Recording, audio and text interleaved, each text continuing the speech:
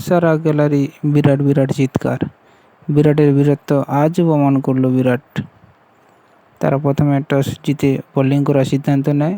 Delhi 20 over শেষে 162 run করেন 8 উইকেটের বিনিময়ে।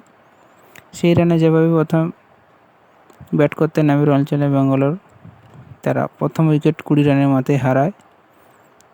তারপরে বিরাট কোহলি একটি অসাধারণ ইনিংস খেলেন চাপের মুখে। 47 বলে 11 রান করেন 4টি চারের বিরুদ্ধে। তারপরে অসাধারণ ইনিংস খেলেন কুণাল পান্ডিয়া। 47 বলে 73 রান করেন 4টি 6 এবং 5টি চারের বিরুদ্ধে 155 স্ট্রাইক রেটে এবং নট আউট থাকে তিনি, এবং ম্যাচের ম্যান অফ দ্য ম্যাচও হয়। এই নিয়ে 6 বার বাইরের মাঠে তা করল ব্যাঙ্গালোর। এই মুহূর্তে তাদের পয়েন্ট 10 ম্যাচে 7 উইন 3 লস 14 পয়েন্ট। এখন টেবিল টপার এখন রয়্যাল চ্যালেঞ্জার্স ব্যাঙ্গালোর এই মুহূর্তে। এবং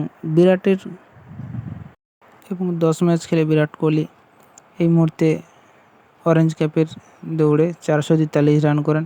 এরপরেই ছিল সূর্যকুমার যাদব 427 রান, তারপরে সাই সুদর্শন 417 রান, তারপরে আছে 4 নম্বরে আছে নিকোলাস পুরান 414 রান। এই মুহূর্তে orange cap holder Virat Kohli, তিনি 10 ম্যাচ খেলে 443 রান করেন। ম্যাচের সেরা হয় কুণাল পান্ডিয়া, 47 বলে 73 রানের একটি অসাধারণ ইনিংস খেলেন। 2025 সালে বিরাট কোহলিরা আরও একটা রেকর্ড করেছে, তারা বিদেশের মাটিতে তারা 6টি ম্যাচ জিতেছে, যার আগে ছিল কলকাতা নাইট রাইডার্স। 2012 সালে KKR বিদেশের মাটিতে 9টা ম্যাচ জিতেছিল, এবং তারপরে 2 নম্বরে আছে